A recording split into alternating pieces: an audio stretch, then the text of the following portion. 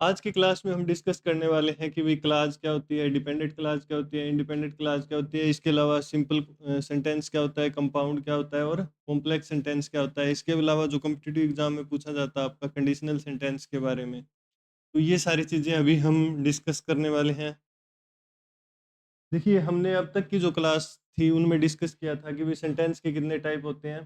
Sentence structure के base पर हम बात करें तो सिंपल, कंपाउंड और कॉम्प्लेक्स। जब हम बात करते हैं कि फंक्शन के बेसिस पर कितने टाइप के होते हैं, तो 5 टाइप के होते हैं। असर्टिव, और इसको हम भाई जैसे हमने पहली क्लास में डिस्कस किया था कि भाई असर्टिव है या असर्टिव है, तो आप उस क्लास के हिसाब से देख लेना कि ब्रिटिश इंग्लिश में हम बात करेंगे तो ये असर्टिव सेंटेंस है। इंटेरोगेटिव, इम्पेरेटिव, अपटेटिव और एक्सक्लेमेटरी सेंटेंस। ठीक है, इन सब के बारे में हम अभी जैसे जैसे हमारी क्लास आगे बढ़ेगी हम चर्चा करने वाले हैं। आजकल जो मॉडर्न इंग्लिश है उसमें आपको 5 की जगह 4 टाइप ही लिखे मिलते हैं। ठीक है, उसमें इसको लिख देते हैं वही डिक्लेरेटिव सेंटेंस। और लेकिन हमें कॉम्पिटिटिव एग्जाम के सिलेबस के पॉइंट ऑफ व्यू से हमें आगे वॉइस और नरेशन पढ़ने हैं, तो हमें वहाँ इन रेफरेंस की ज़रूरत पड़ती है। तो हम कॉम्पिटिटिव सिलेबस के हिसाब से इनको 5 टाइप्स ही मानकर पढ़ते हैं। वैसे मॉडर्न इंग्लिश में आजकल इनको 4 जो 4 टाइप मतलब लिखा जाता है। अब हम बात करते हैं कि भाई क्लास क्या होती है। देखिए, ये जो सिंपल, कॉम्प्लेक्स, कंपाउंड है, इनको समझने के लिए हमें सबसे पहले समझना पड़ेगा कि आखिर में ये जो क्लास नाम का वर्ड है ये क्या होता है। और इसके अलावा हमें डिपेंडेंट क्लास और इंडिपेंडेंट क्लास के बारे में पढ़ना होगा। तो बिल्कुल सिंपल लैंग्वेज में हम इन चीज़ों को समझने की कोशिश करेंगे। देखिए, जो लास्ट क्लास थी उसमें हमने पढ़ा था कि जो सेंटेंस के कितने पार्ट होते हैं। सेंटेंस के 2 पार्ट होते हैं। हमारे कौन-कौन से होते हैं? एक तो हमारा होता है सब्जेक्ट और दूसरा होता है हमारा प्रेडिकेट।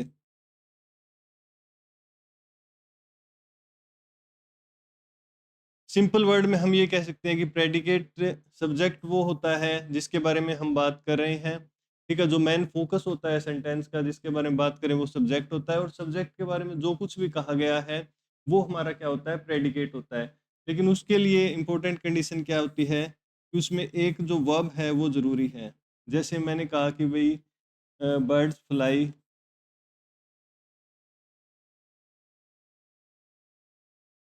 तो यहाँ पर हमारा सब्जेक्ट हो गया, इसके अलावा वर्ब हो गई। ठीक है, इसके अलावा मैंने कहा कि भई राम प्ले क्रिकेट,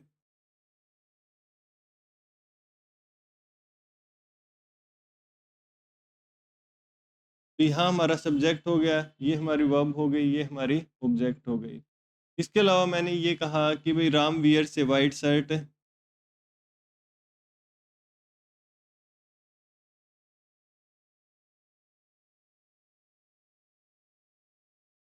तो ये हमारा सब्जेक्ट हो गया। वियर्स जो पहनना एक्टिविटी हुई है वो हमारी वर्ब हो गई।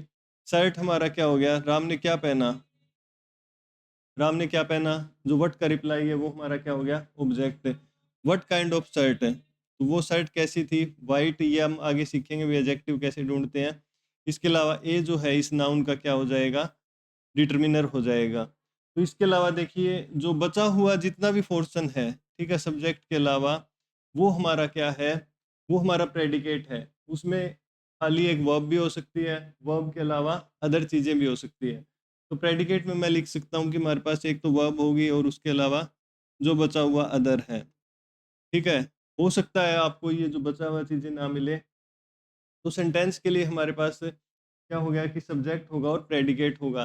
प्रेडिकेट में क्या होता है? प्रेडिकेट जो सेंटेंस के बारे में कही गई बात है वो हमारा प्रेडिकेट है, और उसमें ज़रूरी नहीं है कि मतलब उसको ढूँढने के लिए उसमें हो सकता है कि अकेली वर्ब हो और उसके साथ अलग पार्ट भी हो। तो यहाँ तक की बात अगर हमें समझ में आ गई है,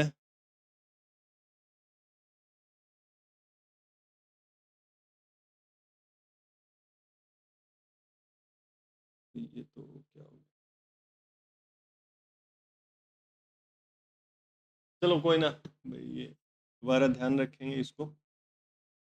ये क्लियर ऑल करने से ये सारा ही गायब हो गया। इरेज़र से मिटाना था इसको। तो क्लास क्या होती है? क्लास होती है भई एक स जो हमारा सेंटेंस है, जिस सेंटेंस का अपना सब्जेक्ट हो और अपना प्रेडिकेट हो। यानी कि जिस सेंटेंस के अंदर अगर आपका सब्जेक्ट लिखा गया है या इसके अलावा वर्ब लिखी गई है, तो वो उस सेंटेंस को हम कह सकते हैं कि वो सेंटेंस क्या है, एक क्लॉज है। ठीक है? लेकिन हर सब्जेक्ट और वर्ब जो है हमारी, वो क्या हो जाएगा, एक जो सेंटेंस है उसको हम क्या कहेंगे कि ये क्लॉज है। इसके अलावा प्रेडिकेट में हो सकता है अदर चीज़ें भी मतलब इंक्लूड हों। हम इसके 2-4 एग्ज़ाम्पल लिख लेते हैं, जिससे और चीज़ें क्लियर हो जाएँगी। जैसे मैंने कहा कि भई Ram gave him a gift.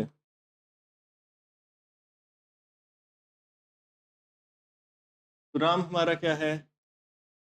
किसके बारे में बात हो रही है? सब्जेक्ट क्या है हमारा? राम। वर्ब क्या है हमारी? गेव। और गिफ्ट क्या है हमारा भाई? ऑब्जेक्ट। आप वर्ड से रिप्लाई करोगे कि क्या दिया? तो ये गिफ्ट हो जाएगा। और ये हमारी क्या है? किसको? इनडायरेक्ट। और डायरेक्ट ऑब्जेक्ट ढूँढनी हो तो हम व्हाट से क्वेश्चन कर लेंगे, और टू व्हॉम से हम क्वेश्चन करेंगे कि भाई किसके लिए, तो वो हमारा क्या हो जाएगा? Indirect object. तो ये हमारा एक सेंटेंस था भाई, जिसमें क्या है, सब्जेक्ट भी है और इसके अलावा वर्ब भी है। तो ये हमारा क्या हो जाएगा? एक क्लॉज हो जाएगी। ठीक है? अब हम इसके बारे में एक एग्जांपल और लेते हैं, जिससे और चीज़ें और क्लियर हो जाएँगी।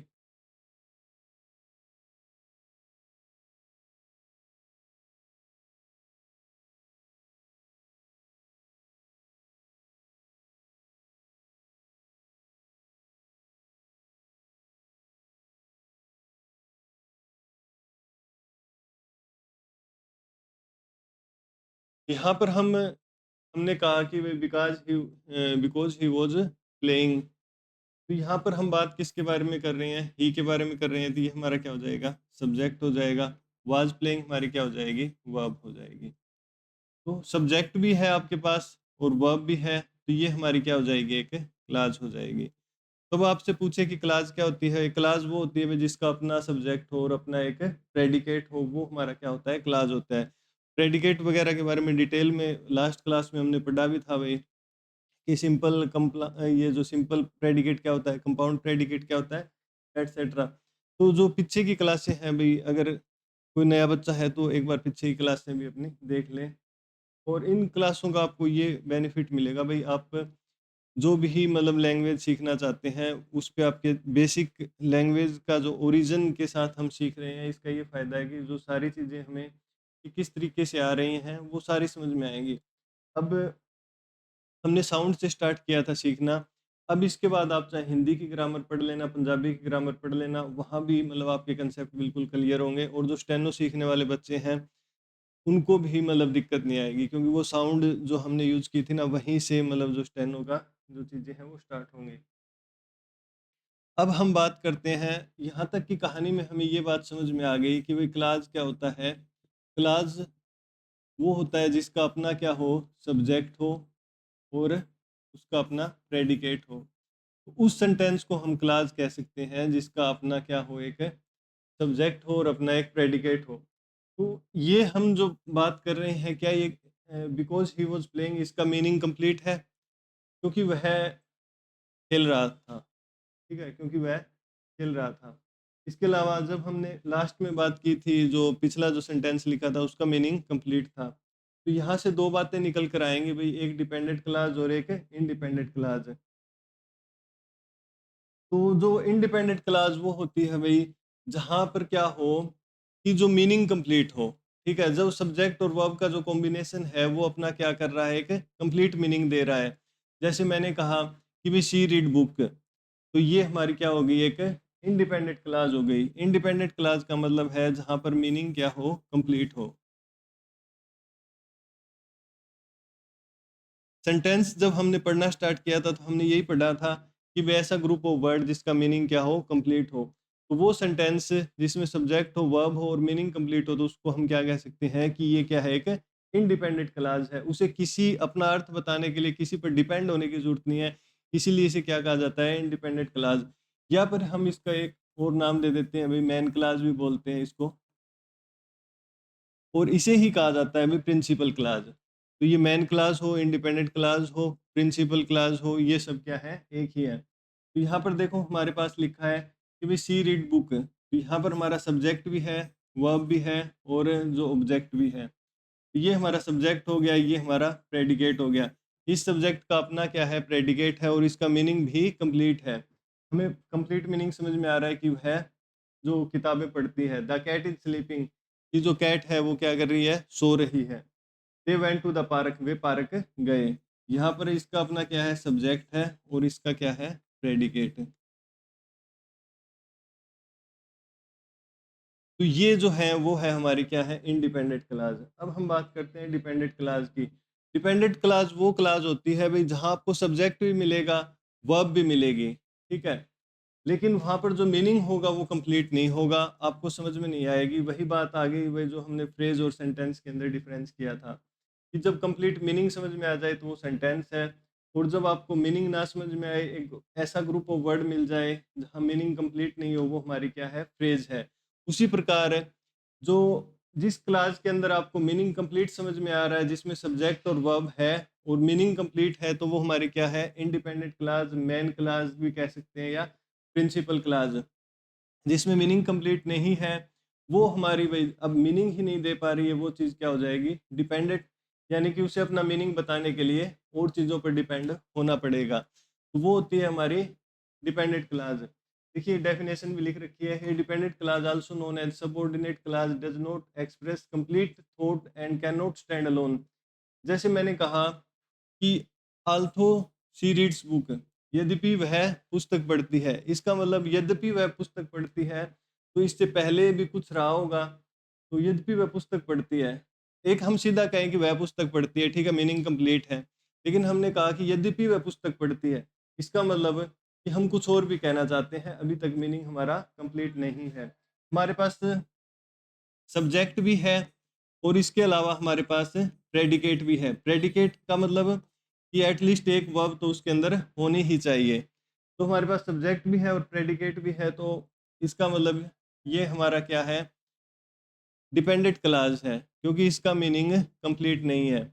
अब इन्हें अपना मीनिंग बताने के लिए किसी दूसरी क्लास के ऊपर डिपेंड होना पड़ेगा, तब जाकर हमारे पास जो सेंटेंस बनेंगे वो बनेंगे कॉम्प्लेक्स। इसके बारे में हम आगे डिस्कस करेंगे। जो ये चीज़ें लिख रखी हैं, सबऑर्डिनेट क्लास, ये सारी आगे आएंगी कि भाई सबऑर्डिनेट क्या होती है, कोऑर्डिनेट क्लास क्या होती है, तो ये सारी चीज़ें धीरे धीरे हम आगे बताएंगे। Because the cat is sleeping, तो यहाँ पर हमारे पास कैट सब्जेक्ट है और उसका प्रेडिकेट है, लेकिन मीनिंग कंप्लीट नहीं है। यहाँ पर हमने पूछा भाई when they went to park, तो यहाँ पर भी हमारे पास क्या है, सब्जेक्ट है दे, इसके अलावा जो प्रेडिकेट है, लेकिन मीनिंग कंप्लीट नहीं होने की वजह से ये हमारी क्या हो जाएगी, डिपेंडेंट क्लास। तो जहाँ तक भाई मैं अभी तक आपको समझा पा रहा हूँ कि क्लास क्या होती है, क्लास जिसका अपना सब्जेक्ट हो और अपना प्रेडिकेट हो, तो उस सेंटेंस को हम क्लास कह सकते हैं। लेकिन जहाँ पर सब्जेक्ट भी है, प्रेडिकेट भी है, और मीनिंग कंप्लीट है, तो वो क्या है, इंडिपेंडेंट क्लास। उसे किसी की जरूरत नहीं है, वो अपना मौज से आराम से जो हमने देखा था सेंटेंस में पढ़े थे, उन्होंने अपना काम कर दिया, ठीक है। और डिपेंडेंट क्लास क्या होती है, जिसमें सब्जेक्ट और वर्ब तो हैं, लेकिन उनका जो मीनिंग है वो कंप्लीट नहीं है, और उसे हम क्या कहते हैं, डिपेंडेंट क्लास। उन्हें अपना मीनिंग बताने के लिए किसी दूसरी क्लास के ऊपर निर्भर होना पड़ेगा, ठीक है। उसके अब ये जो सेंटेंस हमने यहाँ पढ़े हैं, इनका मीनिंग कंप्लीट नहीं है, इनके साथ हम एक इंडिपेंडेंट जो क्लास है वो जोड़ेंगे, तब इनका मीनिंग क्या होगा, कंप्लीट होगा। तो मैं आशा और उम्मीद करता हूँ कि भाई ये बातें समझ में आई होगी। अगर नहीं आई तो आप अपना भाई कमेंट सेक्शन में लिख दें, हम एक और वीडियो के माध्यम से और सिंप्लीफाई करके चीज़ें आपको समझाने की कोशिश करेंगे, ठीक है। कम से कम भाई कमेंट जरूर कर दिया करो भाई, चीज़ें समझ में आ रही हैं या नहीं आ रही हैं। अब हम बात करते हैं कि भाई अब तक हमने पढ़ा था कि भाई स्ट्रक्चर के बेस पर कितने टाइप के होते हैं, तीन टाइप, सिंपल, कंपाउंड और कॉम्प्लेक्स। अब सिंपल सेंटेंस क्या होते हैं भाई, सिंपल सेंटेंस होते हैं जहां पर एक इंडिपेंडेंट क्लास हो, ठीक है, उसे किसी से कोई मतलब नहीं है, वो अपना मीनिंग बता पा रही है। जैसे यहाँ पर द कैट स्लीप, कि जो बिल्ली है वो सोती है। शी रीड्स बुक, तो इसका मतलब क्या, वह पुस्तक पढ़ती है। They went to the park, कि वे पार्क गए। यहाँ पर सब्जेक्ट भी है और अपना उनका क्या है, एक प्रेडिकेट भी है और मीनिंग भी कंप्लीट है। तो ये हम ये कह सकते हैं कि कोई भी इंडिपेंडेंट क्लास है, कोई भी एक जो इंडिपेंडेंट क्लास है वो हमारी क्या हो जाएगी, हम उसे कह सकते हैं कि ये हमारा क्या है, सिंपल सेंटेंस। अब हम इसको थोड़ा सा और सिंप्लीफाई कर देते हैं कि जैसे मैंने कहा कि भी राम एंड श्याम,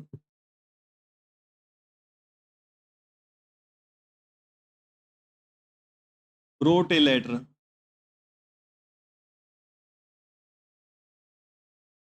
यहाँ पर हमारे पास दो सब्जेक्ट हैं, एक सब्जेक्ट ये है, दूसरा सब्जेक्ट ये है। हम बात किसके बारे में कर रहे हैं, राम और श्याम के बारे में। तो हमारे पास दो सब्जेक्ट हैं जिसे हम क्या कहते हैं भाई, कंपाउंड सब्जेक्ट।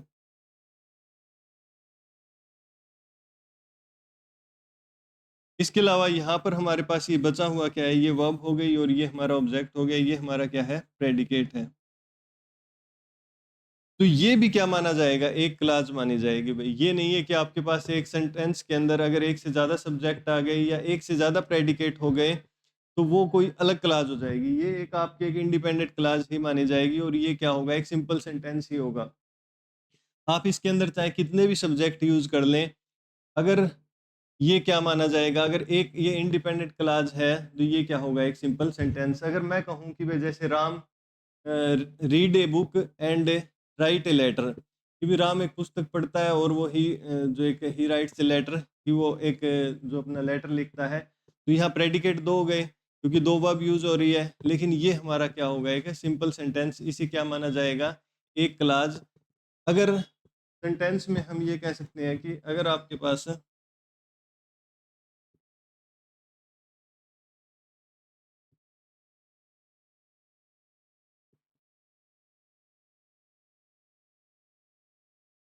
सिंपल सेंटेंस हमारा क्या होगा भाई,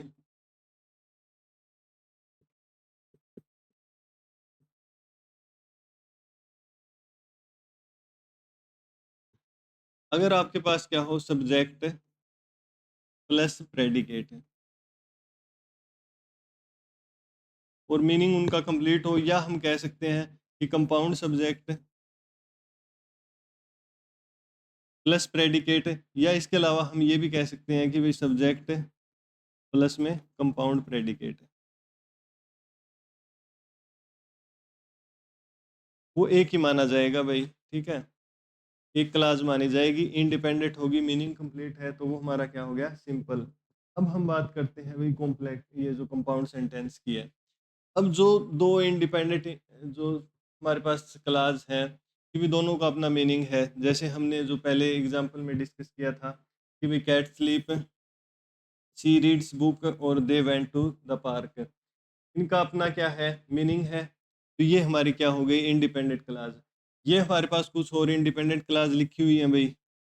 देखिए, वी स्टेड होम, हम घर ठहरे। ही वॉच टीवी, उसने टीवी देखा। द डॉग बार्क्स, यानी कि जो हमारे जो डॉग्स हैं वो भौंकते हैं। तो यहाँ पर सब्जेक्ट भी है और जो वर्ब है, यहाँ पर क्या है, सब्जेक्ट है, वर्ब है और ये ऑब्जेक्ट है।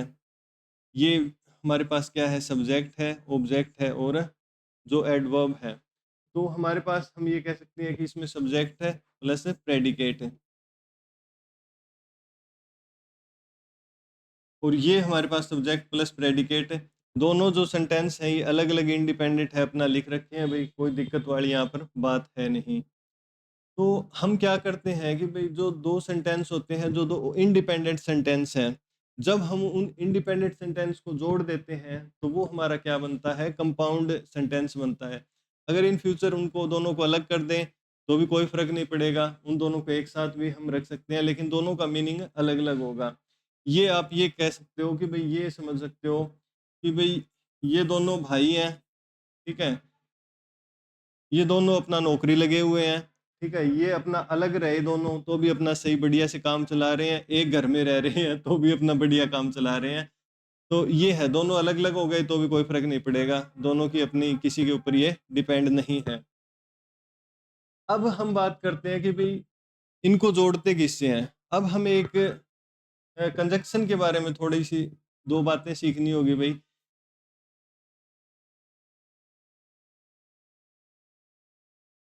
जब हम आगे पार्ट्स ऑफ स्पीच पढ़ेंगे तो हम वहाँ पर पढ़ेंगे भी नाउन, प्रोनाउन, वर्ब क्या होता है, एडजेक्टिव क्या होता है, एडवर्ब क्या होती है, ठीक है? कंजक्शन क्या होती है? तो कंजक्शन क्या होता है? लिंकर होते हैं। ये क्या करते हैं? 2 वर्ड को, 2 सेंटेंस को आपस में जोड़ते हैं। यानी कि जैसे मैंने लिखा राम एंड श्याम,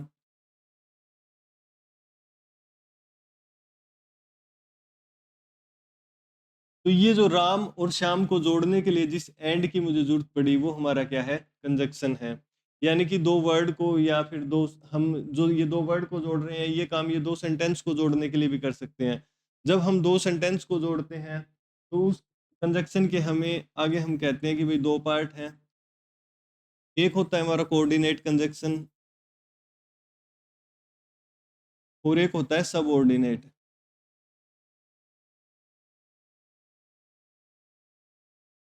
कोऑर्डिनेट मतलब जो हम कह सकते हैं कि भई मतलब 2 ऐसे इंडिपेंडेंट जो क्लॉज़ हैं, उनको जोड़ने के लिए जिस कंजक्शन की ज़रूरत पड़ती है, हम उसे कहते हैं कोऑर्डिनेट कंजक्शन।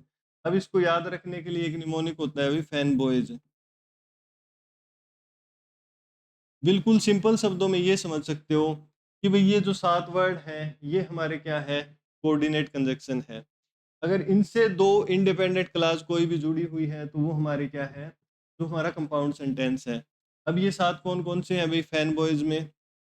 और, एंड, नोर, बट, और, येट और सो। अगर इनसे कोई सेंटेंस जुड़ा हुआ है तो वो हमारा क्या है? ये जो हमारी कोऑर्डिनेट जो हमारी वो होगी क्लॉज़ और इसको या हम कह सकते हैं कि हमारा कंपाउंड सेंटेंस है। इसके अलावा जो भी बचा, ठीक है? इसके अलावा जो भी बचा बिकॉज़, ऑल्दो और जो भी व्हेन, वेयर जो भी हम यूज़ करेंगे वो सब क्या है? Subordinate conjunction.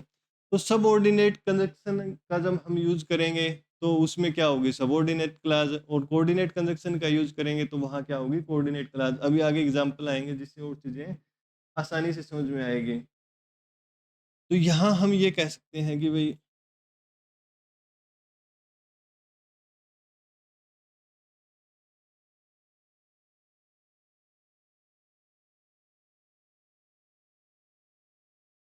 ये 2 सेंटेंस थे अलग-अलग। ये 2 भाई अपना दोनों नौकरी लगे हुए हैं, तो खर्चा बचाने के लिए इन दोनों को कह दिया कि भई तुम एक ही जगह रह लो, ठीक है? तू 10,000 रेंट अलग भर रहा है, तू 10,000 रेंट अलग भर रहा है, इससे अच्छा 12,000 रुपए का मतलब एक तुम रूम लो, उसमें रहो आराम से और जब तुम्हारा कोई मतलब विवाद हो जाए तो दोनों अलग-अलग हो जाना। तो इंडिपेंडेंट ये एक-दूसरे के ऊपर डिपेंड नहीं है। कैट स्लीप अब मैंने इसको बनाना है भई हमें एक करना है तो हम क्या करेंगे? कॉमा यूज़ करेंगे और इनको जोड़ने के लिए हमें एक कोऑर्डिनेट जो कंजक्शन यूज़ करनी पड़ेगी तो मैंने लिख दिया यहाँ पर एंड। देखिए द कैट स्लीप कि भई बिल्ली सोती है और जो हमारे डॉग बार्क्स और कुत्ते भौंकते हैं। अब अलग-अलग भी कर दो कि भई कुत्ते भौंकते हैं, बिल्ली सोती है। लेकिन हमने उन दोनों को क्या कर दिया? एक साथ लिख दिया। शी रीड्स बुक हम ये कह सकते हैं कि भई she read book and he watch TV या फिर हमें अगर और मीनिंग देना हो तो हम ये जैसे बट का यूज़ कर सकते हैं कि भई शी रीड बुक्स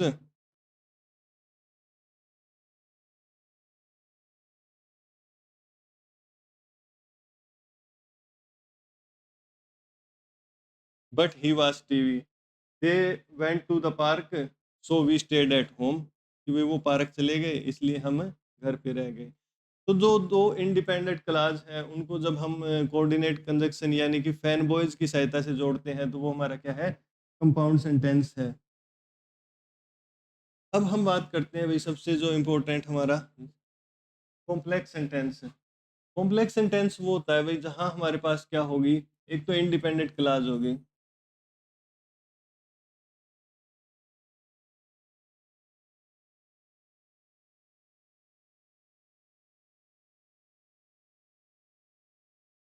इसे हम जोड़ते हैं भई डिपेंडेंट क्लॉज़ के साथ।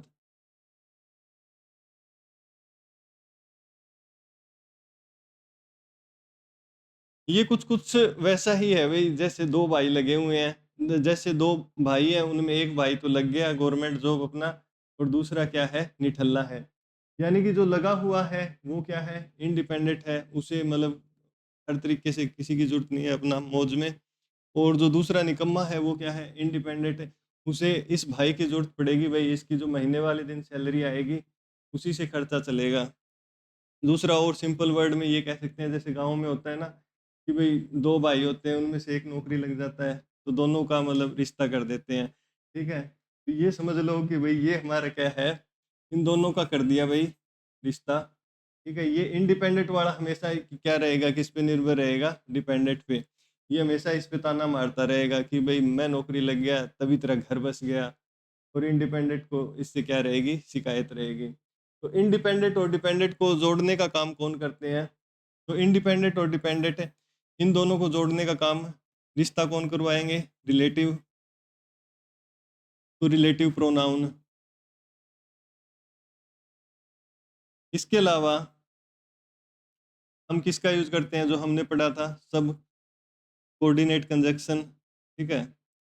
जो हमने कोऑर्डिनेट और सबऑर्डिनेट पढ़ा था, तो उससे हम सबऑर्डिनेट कंजंक्शन का यूज़ करते हैं। इसके अलावा तीसरा होता है भई, हम कई बार क्या करते हैं, सिर्फ़ कॉमे का यूज़ करते हैं। और ये जो कॉमे वाला यूज़ है, इससे कई बार क्वेश्चन पूछे जाते हैं। अब देखो हमने यहाँ पर लिखा कि although the cat sleep the dog bark, यद्यपि मतलब जो है बिल्लियाँ सो रही हैं और जो हमारे कुत्ते भौंक रहे हैं। When they stayed to when they went to the park, it started to rain. यहाँ पर अगर हम इनको अलग-अलग करके देखें कि भई हम सिर्फ़ इतना लिखें कि भई ऑल्दो द कैट जो है स्लीप, तो ये हमारा क्या हो जाएगा, ये सब्जेक्ट है, ये प्रेडिकेट है, तो ये हमारी क्या हो जाएगी, इंडिपेंडेंट क्लॉज़। अगर हम सिर्फ़ इसको देखें द डॉग बार्क्स, तो ये हमारी क्या है, ये सॉरी भई थोड़ा-सा, ये डिपेंडेंट क्लॉज़ होगी भई। ये हमारी क्या हो जाएगी, डिपेंडेंट क्लॉज़, और ये हमारी क्या हो जाएगी, independent clause. She read book because she enjoy learning, वह पुस्तक पढ़ती है।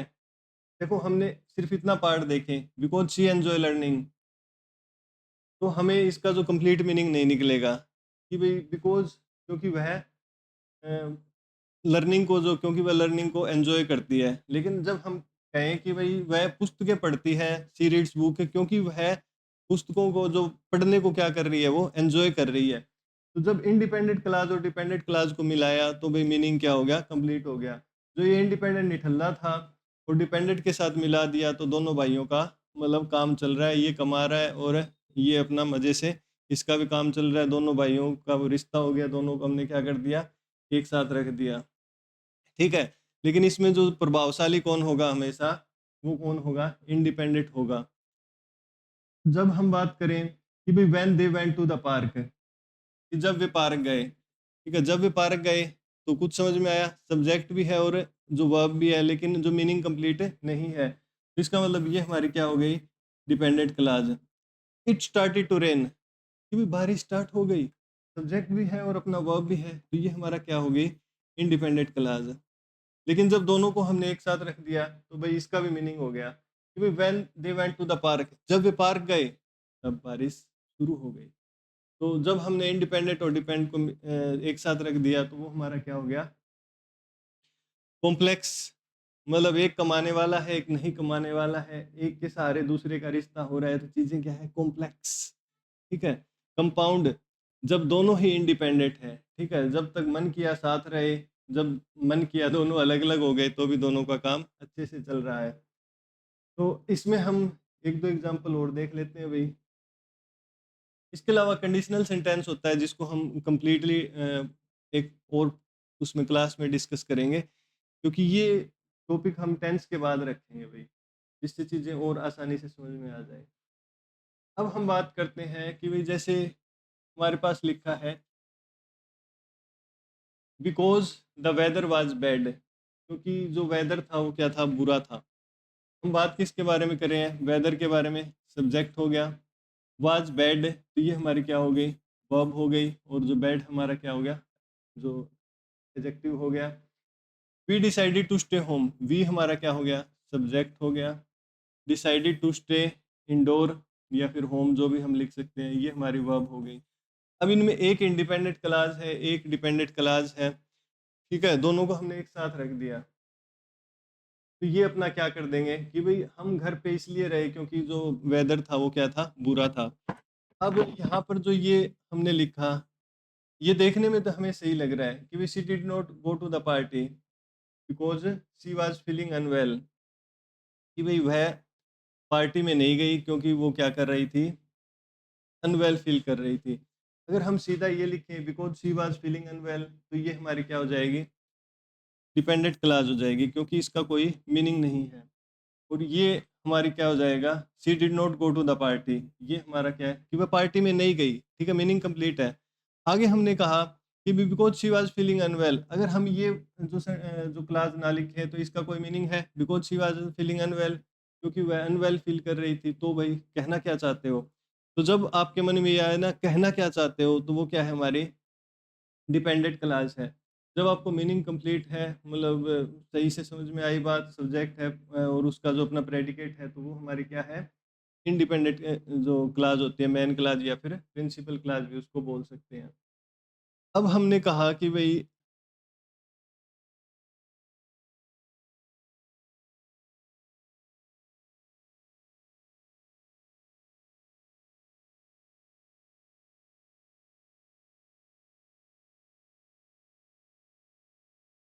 यहाँ पर ये हमारी क्या हो जाएगी,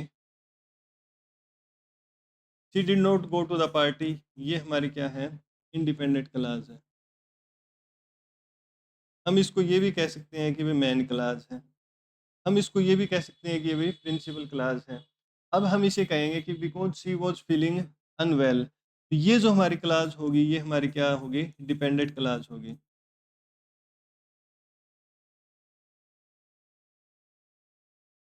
अब इन दोनों को जोड़ने का काम मैंने बताया था कि भाई तीन लोग कर सकते हैं, एक तो रिलेटिव कर सकते हैं, दूसरा जो है हमारा एक कोमा कर सकता है, और तीसरा हमारा जो सबऑर्डिनेट कंजक्शन कर सकती है। टोटल मिला के हम ये भी कह सकते हैं कि भाई सबऑर्डिनेट कंजक्शन, क्योंकि जो रिलेटिव प्रोनाउन है वो भी सबऑर्डिनेट कंजक्शन के अंदर ही आ जाएगा। तो सबऑर्डिनेट कंजक्शन इनको जोड़ने का काम करती है, इसलिए हम इसको कह सकते हैं कि भाई ये जो क्लास है वो कौन सी है, सबऑर्डिनेट क्लास है। तो इसके बाद हम डिस्कस करेंगे कि भाई सबऑर्डिनेट क्लास है वो नाउन क्लास, एडजेक्टिव क्लास और एडवर्ब क्लास का कैसे काम करती है, ये जो कॉम्पिटिटिव सिलेबस के लिए जो चीज़ें इंपॉर्टेंट होगी। एक बार मैं आपको बेसिक थोड़ा सा बता रहा हूँ कि भाई एक बार आप चीज़ें एटलीस्ट आपको पता हो अच्छे से कि सब्जेक्ट प्रेडिकेट क्लास क्या होती है, तो आप इनको ढूंढ पाएँ। ये देख लो भाई आपका कॉम्पिटिटिव एग्जाम के तरीके का क्वेश्चन कि because the weather was bad, तो यहाँ पर हमने क्या लिखा, so we decided to stay home, इसलिए हमने घर पे जो स्टे करने की सोची। तो ये हमारी क्या है, डिपेंडेंट क्लास, और ये हमारी क्या है, इंडिपेंडेंट क्लास। तो इन दोनों को अगर हमने किससे जोड़ दिया, ये सो से जोड़ दिया, तो ये हमारा क्या हो जाएगा, गलत हो जाएगा।